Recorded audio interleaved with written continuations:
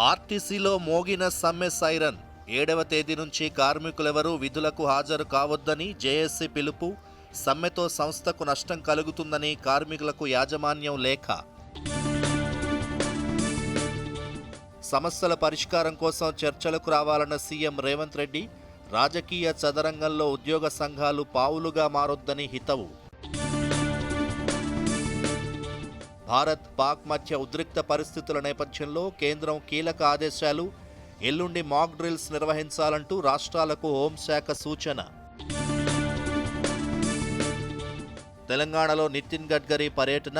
కాగజ్ నగర్ సభలో 5 జాతీయ రహదారులకు ప్రారంభోత్సవం. అంబర్పేట్, బీహెచ్ఎల్ ఫ్లైఓవర్లు ప్రారంభించిన కేంద్ర మంత్రి.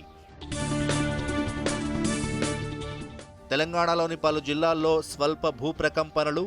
కరీంనగర్, సిరిసిల్ల, నిజామాబాద్, నిర్మల్ జిల్లాల్లో 2 సెకన్ల పాటు కంపించిన భూమి.